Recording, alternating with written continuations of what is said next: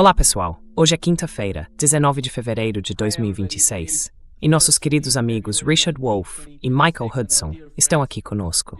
Bem-vindos de volta. Bom estar aqui, especialmente hoje.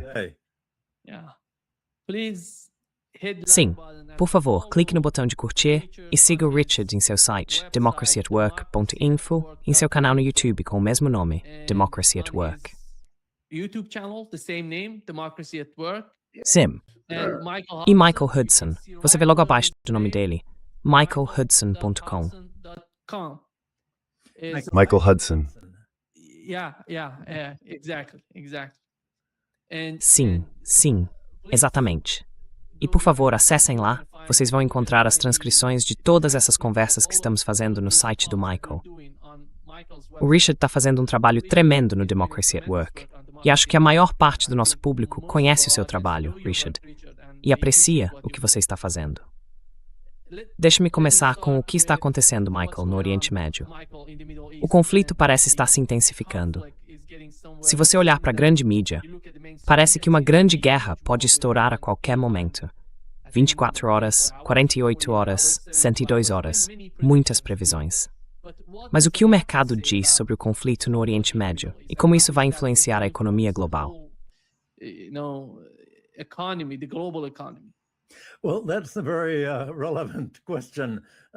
Bem, essa é uma pergunta muito relevante, porque enquanto a maioria dos seus convidados é militar e todos estão falando sobre isso, parece que há uma mobilização e o momento para atacar, se houver uma guerra, será neste fim de semana.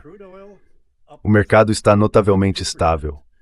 O preço do petróleo bruto subiu menos de 2%. Está em apenas 66,25 agora, o que não é muito mais alto do que os $62 do início desta semana. E ainda assim, as previsões dizem que se houver uma guerra, o petróleo pode disparar para mais de $100 o barril, talvez 120 ou mais, porque haveria uma interrupção no fornecimento. O Irã poderia afundar um navio no Estreito de Hormuz, o Golfo do Petróleo, o que bloquearia a Arábia Saudita e outros países árabes de colocarem seu petróleo no mercado mundial.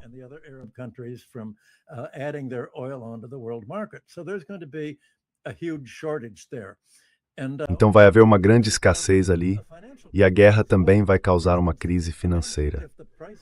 Por exemplo, imagine se houver uma guerra, e a primeira coisa, a mais fácil que o Irã pode fazer, e que os Estados e seus aliados não conseguem impedir, é afundar um navio em Hormuz e criar esse bloqueio internacional de petróleo. Bem, isso significa que se os preços do petróleo subirem, isso vai pressionar os países do sul global e outros importadores de petróleo, e isso vai impedi-los de pagar suas dívidas externas. Você não pode, ao mesmo tempo, obter energia para aquecer seus prédios e fornecer eletricidade e também pagar as dívidas. Algo vai ter que ceder. E isso vai ser um caso de força maior. Então haverá uma enorme desestabilização do sistema bancário.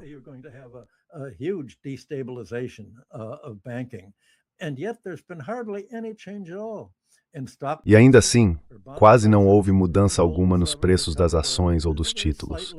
O ouro se recuperou muito levemente, voltando a ficar acima de $5.000 por onça, e o dólar permaneceu estável. Então é como se os mercados financeiros estivessem dizendo: bem, isso é tudo encenação. Trump está enviando todos esses navios, a força aérea, e realizando essa enorme ponte aérea apenas para fortalecer sua posição de negociação. Mas isso não faz sentido para mim, porque o Irã já disse: não vamos negociar nada além da nossa disposição de não construir uma bomba atômica. Não vamos destruir nossos mísseis.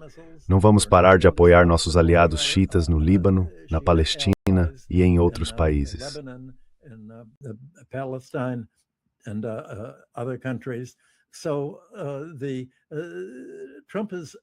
Então Trump está encurralado.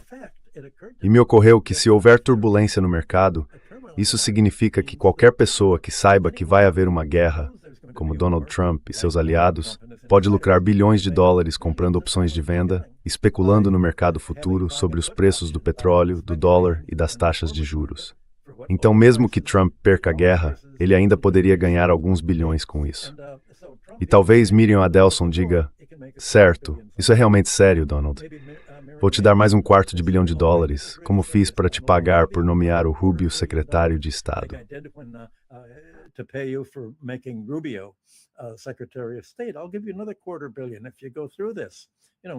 Eu te dou mais $250 milhão se você levar isso adiante, sabe? Nas suas contas pessoais, nas suas contas offshore, nas suas contas de criptomoedas. Então, todas essas coisas que as pessoas acham que podem torná-lo razoável, na verdade, podem torná-lo irracional, se você pensar da forma como Donald Trump pensa. Como posso ganhar dinheiro e onde me encaixo em todo esse caos de uma forma que eu saia vencedor, da maneira que importa para mim? Acho que no início, havia esperança de que o aumento de suas forças navais e aéreas fosse um blefe. Mas não é um blefe. O Irã não cedeu em nada e não vai ceder. E o ministro das Relações Exteriores da Rússia, Lavrov, fez um discurso ontem explicando que os inspetores do Zhejiang são tendenciosos e não podem ser confiáveis nem para observar o que o Irã está fazendo com seu enriquecimento de urânio.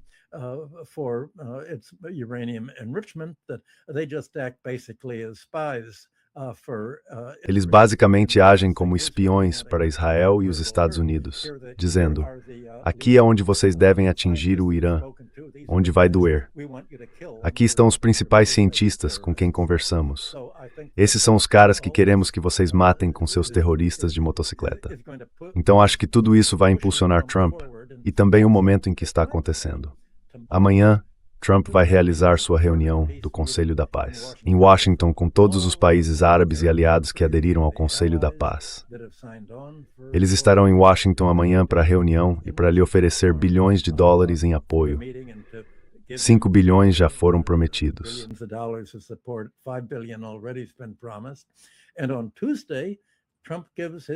E na terça-feira, Trump fará seu discurso sobre o Estado da União. Até o fim da semana, os democratas disseram ontem que se Trump não entrar em guerra neste fim de semana, eles vão aproveitar a oportunidade no Congresso para aprovar uma resolução exigindo que ele obtenha a aprovação do Congresso antes de ir à guerra. Isso pode muito bem levar Trump a pensar: bem, pelo que sei, os democratas podem ter apoio republicano. É melhor eu agir agora. Todos os movimentos dos democratas e das pessoas que supostamente estão tentando evitar a guerra são, na verdade, políticos, dando a ele um prazo, uma restrição de tempo, dizendo: não queremos que você vá à guerra, mas se for, é melhor que seja neste fim de semana.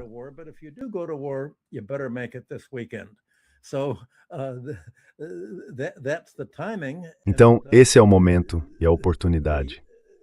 Acho que as consequências sobre as quais você está perguntando, quais serão os efeitos econômicos para os Estados Unidos e para o mundo, são tão sérias que as pessoas realmente não conseguem refletir sobre isso de forma suficientemente profunda, a ponto de investir muito dinheiro. Porque, como você pode imaginar, o preço de comprar opções de venda futura de petróleo a um valor mais baixo está tão alto que os mercados simplesmente ficaram paralisados. Eles estão congelados.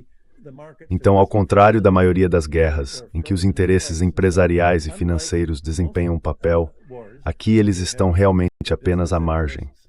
Foram bloqueados.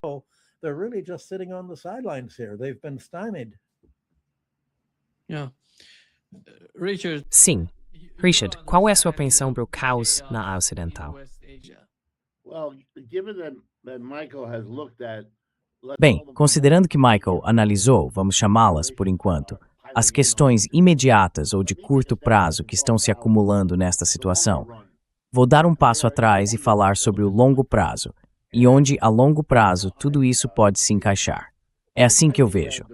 Reli os discursos recentes do Sr. Vance e do Sr. Rubio, e o que concluo, especialmente a partir do discurso de Rubio na Conferência de Segurança de Munique na semana passada, é que, como várias pessoas já observaram, o Sr. Rubio chegou muito perto de sugerir que o colonialismo está de volta e que deveríamos apoiá-lo.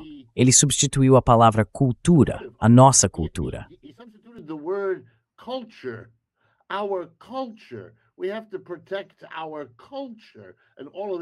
Temos que proteger nossa cultura e todas essas outras coisas. Isso vem de um homem cuja relação com a cultura é que até soletrá-la é um desafio para ele. O que está acontecendo agora começa a tomar uma forma específica, e vou usar a palavra colonial. Há uma reafirmação da doutrina Monroe, a América Latina é nossa, e há uma ênfase muito forte no aspecto militar. Não temos o poder econômico que uma autoridade colonial poderia ter usado no passado, e não temos mais a autoridade política no mundo. Quando a ONU vota, são os Estados Unidos aliados a Israel. E esse não é um número muito grande se há 190 países votando, certo?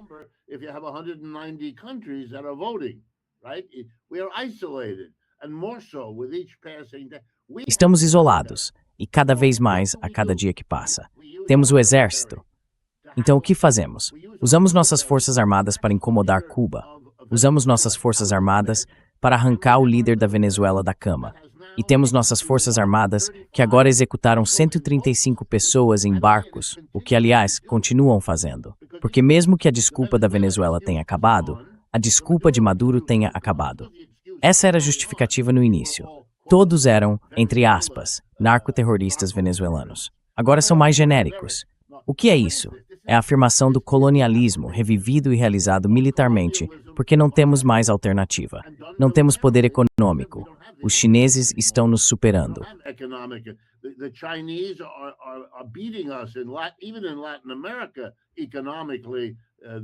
Mesmo na América Latina, economicamente o crescimento é chinês, não americano, e assim por diante. E agora, vamos acrescentar o seguinte. Fica claro, você quer expandir seu território. Você está muito irritado porque a aliança entre Rússia e China tem como uma de suas consequências o país industrial mais desenvolvido do mundo, a China, unindo-se ao maior país do mundo em termos geográficos, a Rússia, com enormes territórios siberianos e árticos que, mais cedo ou mais tarde, serão descobertos como tendo petróleo, gás, lítio, ou seja lá o que estiverem procurando. Os Estados Unidos não têm nem a indústria da China, nem a geografia da Rússia, a menos, é claro, que conseguissem tomar a Groenlândia e o Canadá, porque isso lhes daria aproximadamente a mesma massa de terra, subdesenvolvida ou não desenvolvida, o que os colocaria. Bem, é assim que eles pensam, e isso é mais ou menos correto dentro de uma certa forma de pensar.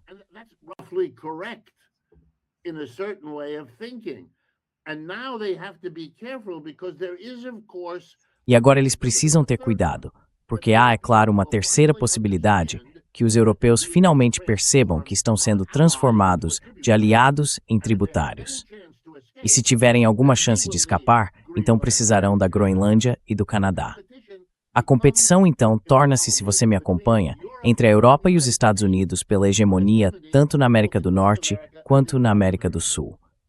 Certo? Se esse for um quadro razoável, então posso entender o desejo por uma destruição rápida e eficaz do Irã. Por quê? Porque o aliado deles, o único aliado que ainda tem Israel, será quem terá de administrar o Oriente Médio. Os Estados Unidos não podem lidar com a América Latina, desenvolver a América do Norte e, ao mesmo tempo, gerenciar tudo desde as repúblicas da Ásia Central até o norte da África e todo o Oriente Médio entre esses pontos.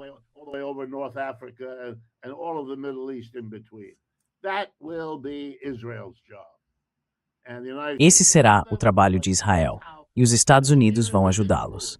É assim que as esferas de influência, o novo colonialismo, vão se desenrolar.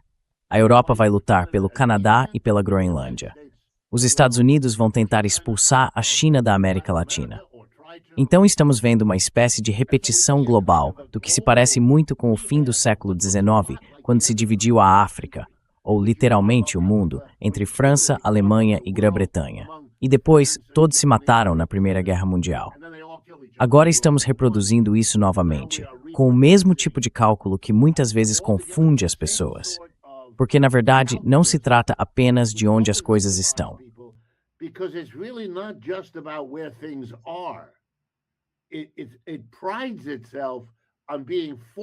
Orgulha-se de ser voltado para o futuro, um futuro vago que precisa ser controlado, para que não caia nas mãos do outro. Esse modo de pensar, o primeiro livro que escrevi foi sobre o colonialismo britânico na África Oriental. E lembro-me de ter ficado impressionado com o quanto as decisões sobre aquele pequeno canto, conhecido hoje como Quênia, eram guiadas por cálculos feitos em Londres sobre o que os franceses estavam fazendo, o que os alemães estavam fazendo e o que provavelmente fariam na década seguinte. Na verdade, talvez isso tenha se diluído. mas era assim que pensavam. E percebo a mesma lógica sendo articulada agora.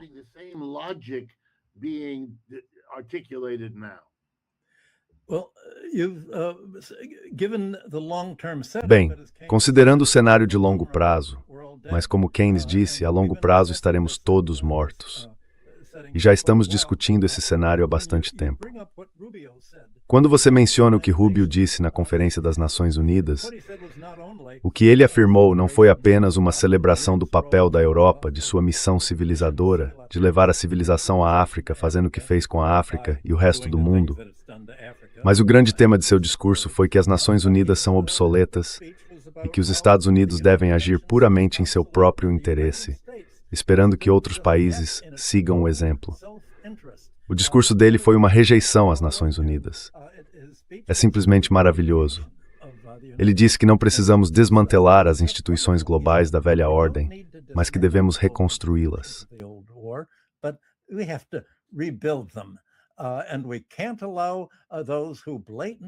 E não podemos permitir que aqueles que ameaçam abertamente nossos cidadãos e colocam em risco a estabilidade global se escondam atrás de abstrações do direito internacional. Esta é, bem, obviamente, a era da internet. Ele quer substituir isso pelo Conselho da Paz de Trump, que diz: nós somos a lei. Trump está nomeando todos os seus oficiais, e é isso. E você tem razão em apontar que os Estados Unidos esperam que Israel atue como seu executor, junto com seus principais aliados, Al-Qaeda, Arábia Saudita, os salafistas, os grupos wahhabitas, que estão matando os xiitas, e qualquer um que não apoie Israel e os Estados Unidos. Tudo isso é verdade. Mas se Israel for destruído no primeiro ataque de mísseis em resposta a uma ofensiva, então não poderá mais desempenhar esse papel.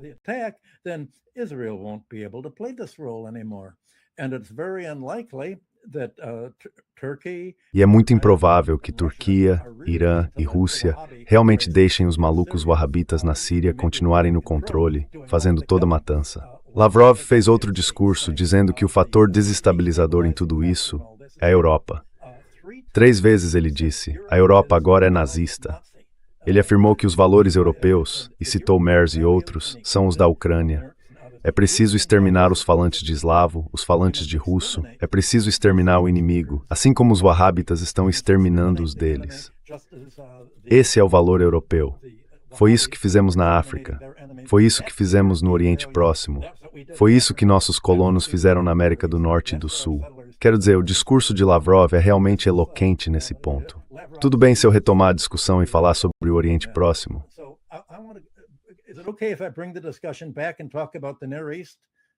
Claro, certo.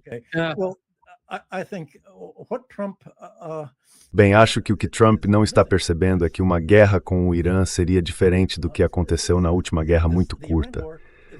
A Rússia e a China forneceram ao Irã enormes sistemas de defesa aérea, e a China tem um submarino que está ameaçando os porta-aviões dos Estados Unidos naquela região. Quase imediatamente, se houver mísseis sendo lançados de um navio, um destroyer ou um submarino, os chineses e os russos poderão eliminar de imediato esses alvos navais indefesos. E se houver mísseis lançados do ar ou disparados de bases americanas no Catar ou em outros países do Oriente Próximo, essas bases e os próprios países serão rapidamente destruídos. No passado, o Irã agiu de forma muito parecida com Putin na Rússia. É olho por olho. Se você faz algo contra nós, reagiremos de maneira proporcional.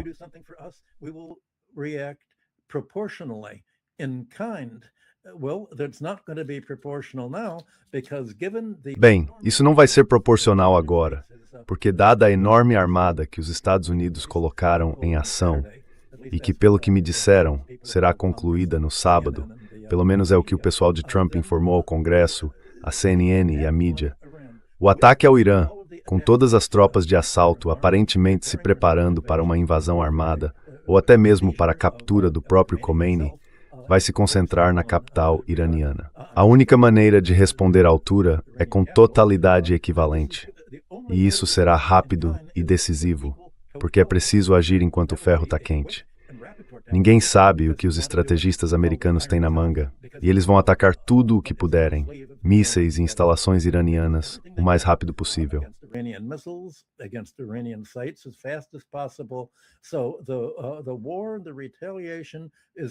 Então a guerra, a retaliação, vai atingir o nível máximo muito rapidamente, em 1 hora ou 2. Isso não vai ser nada parecido com a guerra anterior, considerando o vasto arsenal de armas contra o Irã. E desta vez, o Irã realmente vai fechar o Golfo do Petróleo imediatamente. Faltam menos de 2 semanas para que as marinhas chinesa e russa cheguem à região iraniana para seus exercícios militares programados. Então esse é outro fator que limita Trump. É melhor que eles façam a guerra agora em vez de depois, porque nunca haverá um momento menos ruim para a guerra. Não vou dizer o melhor, ou mesmo um momento melhor para a guerra, mas um momento menos ruim do que agora.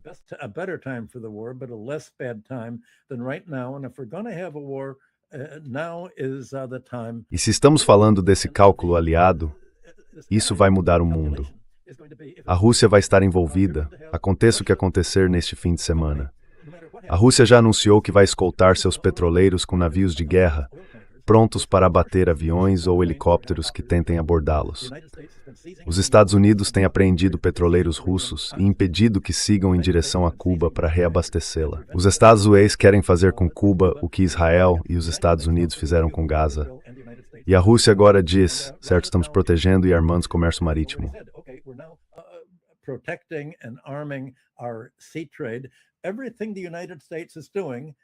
Tudo o que os Estados Unidos estão fazendo, exatamente na linha do que Rubio disse, é nós fazemos a lei. Não existe lei internacional. Outros países a citam, mas estamos rejeitando tudo isso. As Nações Unidas acabaram. Quero dizer, essa foi uma declaração tão direta quanto possível. E por que ele faria essa declaração na Conferência de Munique, no último fim de semana, a menos que isso signifique que não apenas o velho mundo pós-1945 do Conselho de Segurança das Nações Unidas acabou, mas todo o corpo do direito internacional acabou? Agora temos uma ordem baseada em regras, ou, como um dos meus comentaristas no Patreon disse, deveria ser chamada de ordem baseada no governante, porque não há regras reais. É o que o governante, os Estados Unidos, disser que vai acontecer. Isso é o que vai acontecer.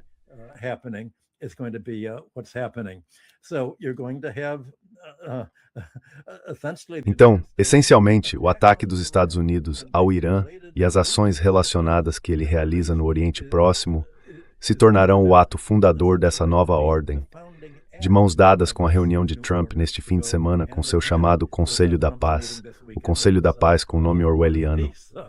Então a questão é se Israel de alguma forma forçará a mão de Trump.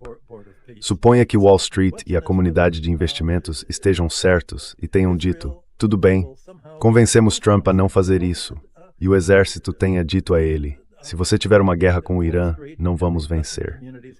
Suponha que isso seja verdade. Bem, o que Israel pode fazer é forçar a situação. Israel poderia atacar o Irã por conta própria. Não consigo imaginar como eles poderiam fazer isso de forma lógica. Isso não faz sentido para mim.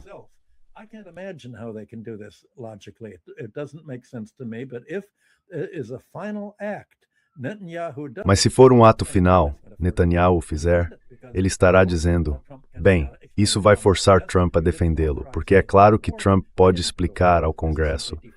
Sim, vocês não me autorizaram a ir à guerra, mas eu não fui à guerra. Isso é simplesmente defender nosso aliado em seu momento de necessidade. E se não apoiarmos Israel nisso, então o Irã vai destruí-lo. Bem, por tudo o que seus convidados militares disseram em seu programa, Nima, o Irã é perfeitamente capaz de fazer com Israel o que já demonstrou poder fazer, em 2 ocasiões, enviando seus mísseis e drones diretamente através da cúpula de ferro e destruindo Haifa, destruindo Tel Aviv, destruindo qualquer lugar que escolher dentro de Israel, incluindo locais em Jerusalém, com seus mísseis altamente precisos. É isso que torna as coisas tão diferentes desta vez. E todo o ímpeto dentro do governo dos Owens, entre os assessores de Trump e dentro do Partido Democrata.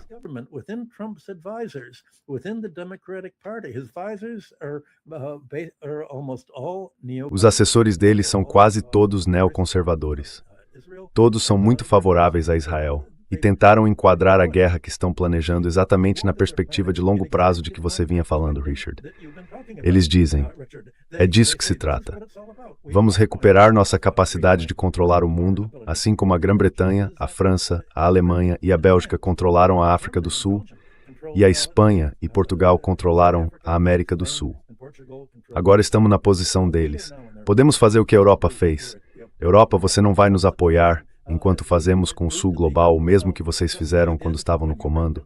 Essa é, basicamente, a ideologia que une tudo isso, tentando mobilizá-los todos.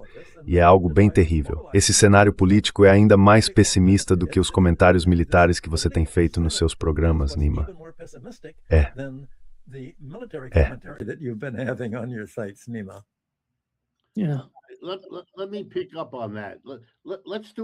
Deixe-me retomar esse ponto. Vamos fazer um exercício. Suponhamos que tudo o que Michael disse esteja correto. Suponhamos que tenhamos o seguinte em mente. Na década de 1970, o establishment político e militar americano empreendeu uma guerra massiva no Vietnã. Eles achavam que poderiam vencer. Naquela época, eram relativamente mais poderosos do que são hoje e a oposição era muito mais fraca do que é agora. O Partido Comunista do Vietnã do Norte contava com o apoio de uma Rússia relativamente fraca e de uma China muito fraca. Os Estados Unidos foram derrotados. Depois houve a guerra no Afeganistão, e eu não quero entediar ninguém, mas os Estados Unidos foram derrotados novamente.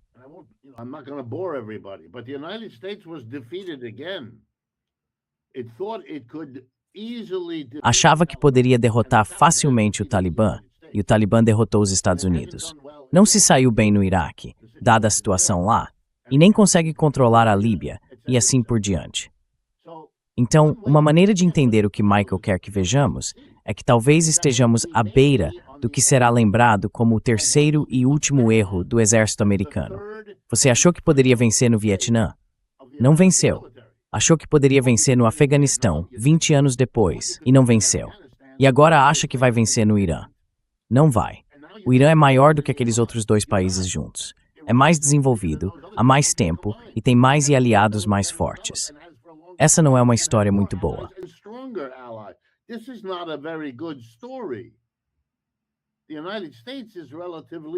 Os Estados Unidos estão relativamente mais fracos, talvez não em termos puramente militares, mas considerando todos os recursos gastos na Ucrânia, nem isso está tão claro.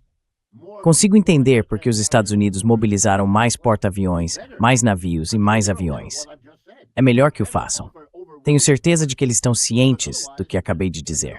É melhor que tragam uma força esmagadora, porque caso contrário, bem, você sabe, um império em declínio só tem tantas chances de se exceder. No fim das contas, é assim que todos caem.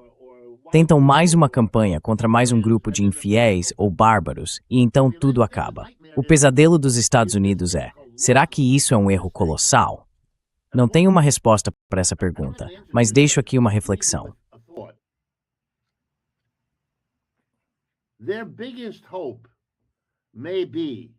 A maior esperança deles pode ser usar uma força esmagadora para fazer algum tipo de acordo com os iranianos, porque não querem correr o risco de isso se tornar o passo final e excessivo de seu esforço. Eles não têm certeza de como isso se desenrolaria. E quero deixar claro que na primeira reunião de hoje, acredito eu, do Conselho da Paz, os europeus disseram que não vão comparecer. Os países europeus que aderiram ao Conselho da Paz não estão enviando nenhuma delegação para representá-los na primeira reunião da qual concordaram em participar. Certo, esta é a Europa começando a reconhecer, meu palpite é que, aliás, tarde demais e de forma insuficiente, mas eles estão começando a perceber com o que estão lidando, e farão acordos com Carney, no Canadá.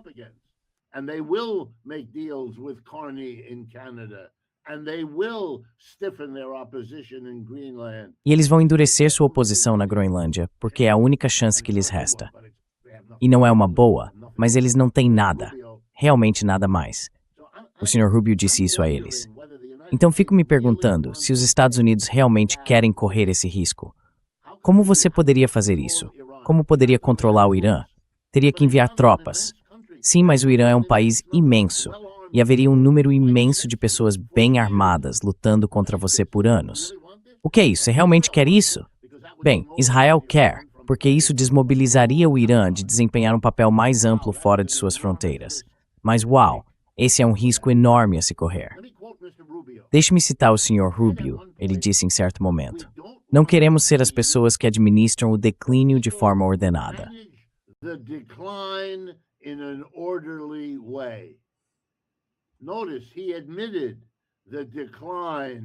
Perceba, ele admitiu o declínio do Império Americano.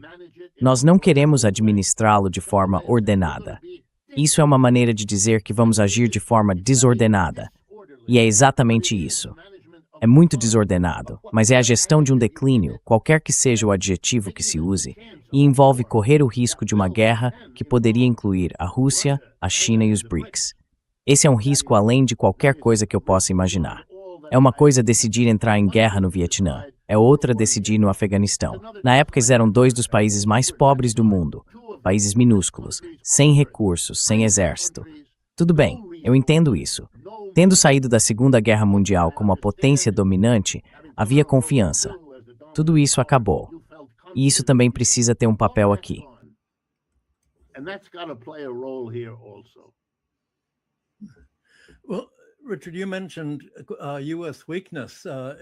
Bem, Richard, você mencionou a fraqueza dos Estados Unidos no início, e seu suprimento de mísseis foi esgotado na Ucrânia e em Israel, então realmente não resta muito.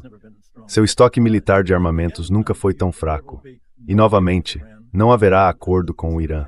A ideia de que Trump pode fazer o que normalmente faz, blefar e dizer, olhe para o modelo maior, veja como podemos prejudicá-los. Bem, o Irã já disse, estamos chamando o seu blefe. Não vamos ceder ao que você quer, vamos manter nossos mísseis, vamos apoiar nossos aliados árabes e xiitas contra os ataques a eles. E eu acho que a questão sobre correr riscos não é o que os Estados Unidos querem.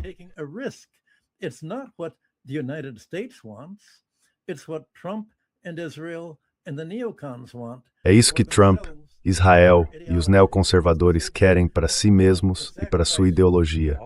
Assim como estiveram dispostos a sacrificar a população ucraniana apenas para tentar incomodar a Rússia e causar-lhe um desgaste marginal, estão dispostos a sacrificar os Estados Unidos por ganhos ideológicos e pessoais. E novamente, já que você citou Rubio 2 vezes, quero voltar com uma citação dele, que acho que também mostra para onde as coisas estão indo.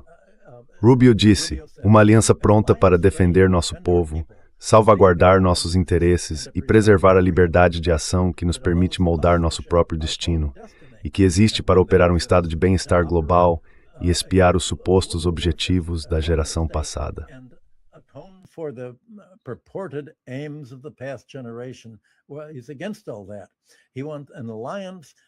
Bem, ele é contra tudo isso.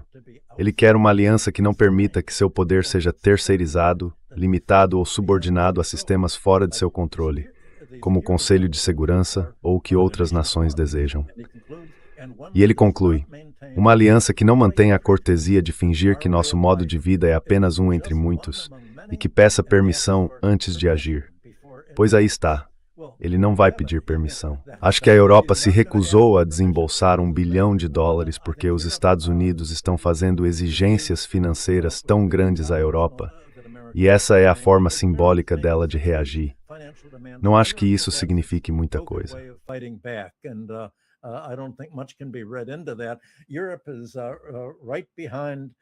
A Europa está logo atrás dos americanos, fazendo com o resto do mundo o que a Grã-Bretanha, a França e outros países europeus fizeram antes, durante a era colonial.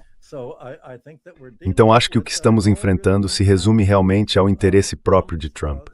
O interesse dele é basicamente, vou ganhar mais dinheiro se eu entrar em guerra com o Irã ou se eu não entrar em guerra com o Irã.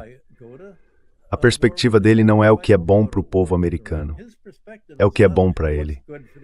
Acho que ele demonstrou isso repetidas vezes em cada ação que tomou ao longo do último ano de seu primeiro mandato e agora no primeiro ano de seu segundo mandato.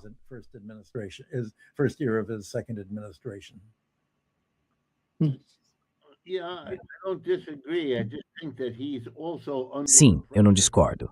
Só acho que ele também está sob pressão de todos os vários grupos da nossa cultura que estão preocupados com o rumo das coisas, cujos interesses estão em jogo aqui, e que vão reagir se o que ele quer fazer os prejudicar. Acho que você já está vendo isso até dentro do próprio público MAGA dele. Ele está tendo cada vez mais dificuldades, perdendo apoio, caindo nas pesquisas, porque, por exemplo, com a guerra, ele prometeu que não haveria guerras, e agora está envolvido em mais guerras do que qualquer um consegue lembrar, e ainda ameaçando mais. E as pessoas do MAGA que o apoiaram, sabe, não estão felizes com o horror do caso Epstein, e agora também não estão nada satisfeitas com o horror da guerra. Ele está se enterrando num buraco do qual precisa se preocupar em sair. Caso contrário, as eleições de novembro, e veja, faltam só 9 meses, vão acabar com ele. Yeah. Michael, I think one of the most important Michael, points right acho now que um dos is pontos mais how importantes China agora feels é como a about China se sente em relação a toda a situação no Oriente Médio. Porque a China perdeu a Venezuela, e a Venezuela não vai mais fornecer para a China. E no caso do Irã, como eles se sentem em relação a toda a situação energética?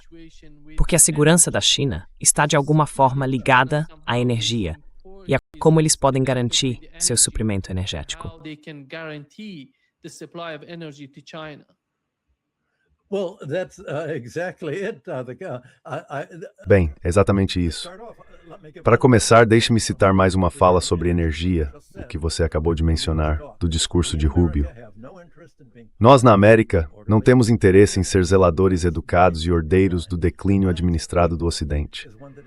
A aliança que queremos é uma que não esteja paralisada pela inação ou pelo medo. Medo das mudanças climáticas, ou seja, não use petróleo. Medo da guerra, ou seja, não se preocupe, não temos medo de ir à guerra. Medo da tecnologia. Pois bem, a China tem a tecnologia. É uma grande vítima do aquecimento global. Ontem registrou-se a temperatura mais alta, cerca de 43 graus Celsius, em partes do oeste da China. Isso é realmente muito grave e está causando seca lá, assim como em todo o mundo.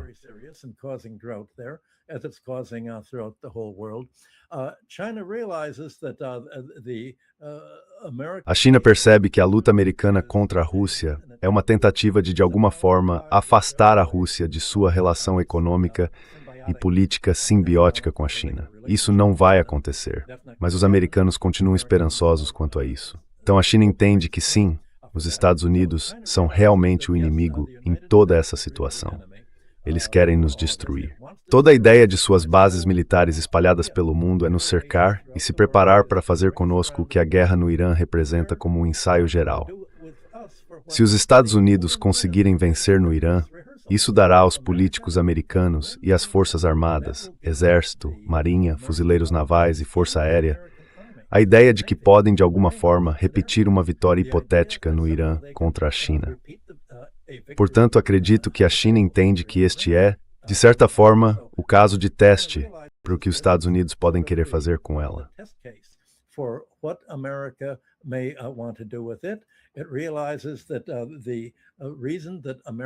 Percebe-se que o motivo pelo qual os Estados Unidos querem controlar o petróleo do Oriente Próximo, da Venezuela e do Irã é para poder fechar a torneira do petróleo. Transformar o comércio mundial de petróleo em uma arma a fim de privar a China de energia. É exatamente por isso que a China vem desenvolvendo energia eólica e solar, como já discutimos antes. Enquanto isso, os americanos tentam menosprezar tudo isso, dizendo que Trump se retirou de todos os acordos internacionais de proteção climática. A China entende que o mundo inteiro precisa agir contra o aquecimento global. O mundo inteiro precisa reduzir o uso de combustíveis à base de carbono para evitar secas, superaquecimento e eventos climáticos extremos em todos os lugares. Mas, ao mesmo tempo, a China ainda precisa de petróleo nesse período de transição e precisa de gás para aquecer suas casas.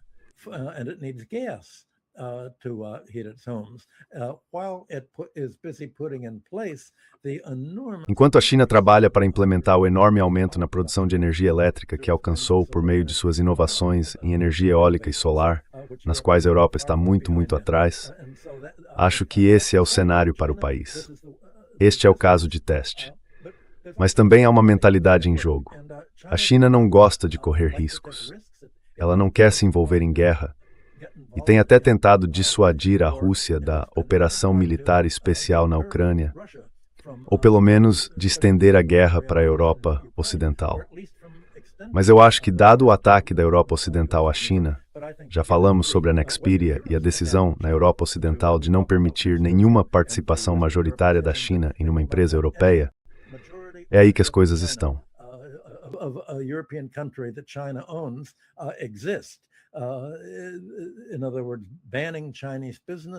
Em outras palavras, proibir negócios chineses, proibir investimentos chineses, fazer com a China na Europa o que os Estados Unidos acabaram de fazer com a China em relação ao Canal do Panamá. Sabe, vamos simplesmente confiscar tudo o que vocês adquiriram em qualquer lugar. Vocês, China, não podem ter investimentos em nenhum país do mundo. Estamos isolando vocês. Bem, até agora, a tentativa de Trump de isolar a China e seus aliados, que parecem representar 85% da população mundial, está, na verdade, isolando os Estados Unidos. E esse provavelmente será o efeito da guerra americana e israelense contra o Irã. Isso acabará isolando os Estados Unidos.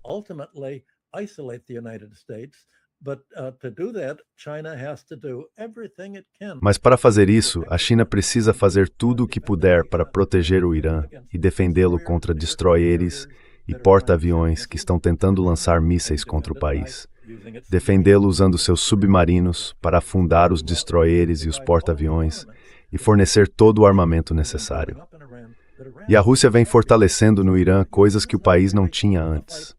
Portanto, isso não é realmente uma luta apenas sobre o Irã. O Irã é muito parecido com a Ucrânia. É a arena, o campo de batalha da disputa entre os Estados Unidos e a Europa contra a Ásia e os países do sul global. E eu acho que quando se coloca isso numa perspectiva de longo prazo e de alcance mundial, isso vai levá-lo a agir de uma forma muito mais proativa do que no passado.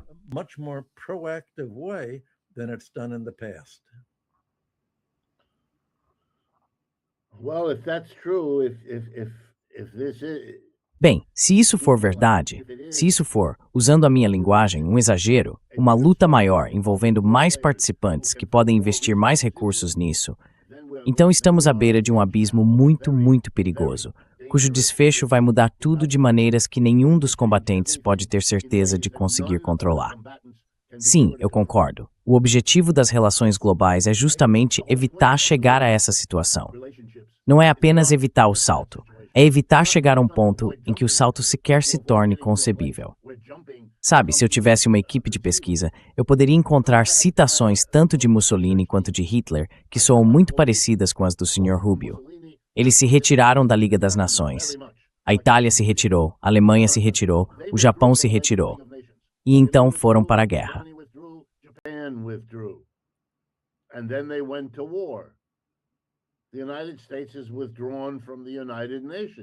Os Estados Unidos se retiraram das Nações Unidas.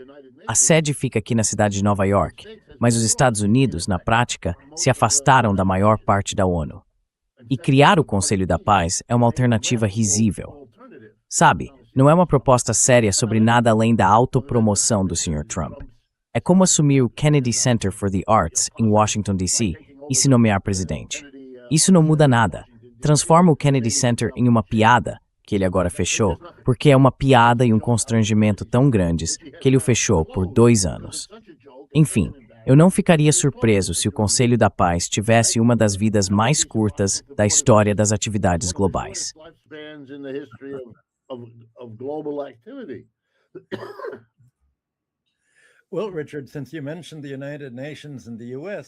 Bem, Richard, já que você mencionou as Nações Unidas e os Estados Unidos, Guterres disse que até agosto as Nações Unidas ficarão sem dinheiro. Os americanos se recusaram a pagar seus atrasos nos últimos anos. E se ficar sem dinheiro, Guterres diz que teremos que fechar as Nações Unidas em Nova York. Bem, talvez Trump possa comprar o prédio e chamá-lo de Trump Tower número 2. Mas, de qualquer forma, se a sede da ONU ficar sem recursos e não puder mais ser mantida porque os Estados Unidos se recusam a pagar os atrasos acumulados, não apenas a ONU, mas também a muitas agências da ONU, como o $250 bilhão devido à Organização Mundial da Saúde, eu poderia continuar listando. Isso já diz tudo o que você precisa saber. Sim, acabou.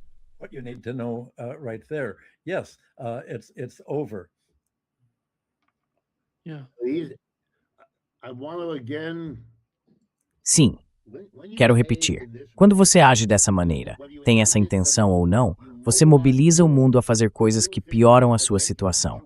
A longo prazo, o fracasso do colonialismo em desenvolver economicamente as colônias mais cedo ou mais tarde forçou massas de pessoas, em uma colônia após a outra, a se voltarem contra seus senhores coloniais. É por isso que temos vivido no último século um século de anticolonialismo, certo?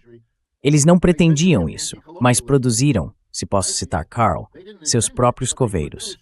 Não era essa a intenção. Achavam que estavam fazendo algo completamente diferente. Se os Estados Unidos se retirarem e não quiserem ser contidos pela força, então estarão estabelecendo para si mesmos um objetivo que é, se você pensar bem, muito estranho para um país com 4,5% da população mundial: mobilizar os outros 95% contra si. No curto prazo, isso é maravilhoso. No médio e longo prazo, é uma receita para autodestruição.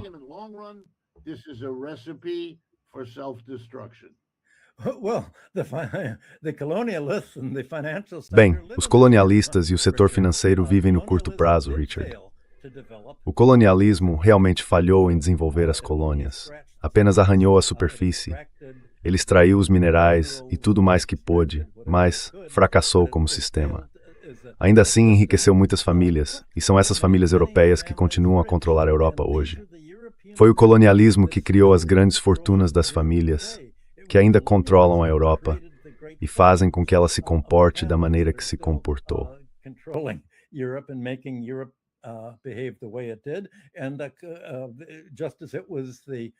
E assim como foram as guerras do ópio na China, que tornaram tantas famílias da Nova Inglaterra e das elites americanas ricas, os Peabody e outros, todos esses armadores envolvidos no meio do comércio de ópio, enriqueceram.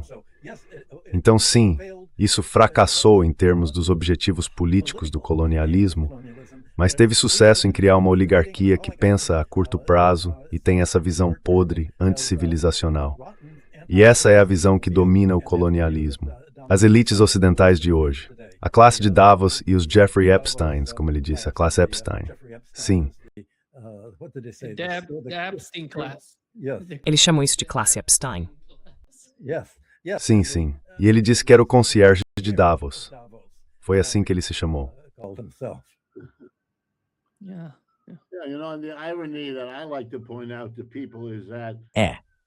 Sabe, a ironia que gosto de destacar para as pessoas é que o único país que nunca permitiu tornar-se uma colônia de verdade, bem, teve um pouco disso, mas ficou horrorizado com toda a perspectiva. Ou seja, a China, que foi para a esquerda e, portanto, não conseguiu o tipo de desenvolvimento econômico que os Estados Unidos inauguraram após a Segunda Guerra Mundial. É justamente o país que provou ser capaz de fazer desenvolvimento econômico melhor do que todos os beneficiários da ajuda externa americana. Sabe, minha geração de jovens que estudavam desenvolvimento econômico, porque nós, presumivelmente no rico Ocidente, tínhamos a brilhante ideia de como desenvolver nossos países e poderíamos transmitir isso a eles, nunca fez a pergunta de por que isso nunca aconteceu.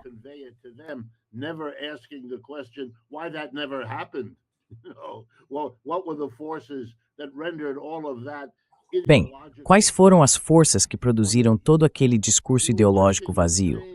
Bem, você está vendo a mesma coisa agora, essa bravata, essa linguagem, vamos ser duros, não vamos... É ilusório. Todas as regras que eles acham que estão quebrando eram as regras de um sistema colonial do pós-Segunda Guerra Mundial. Agora eles querem mudar as regras, mas não estão mudando o sistema básico. E isso fará com eles o que acabou de fazer com aqueles de quem zombam. Essa é a inad para eles.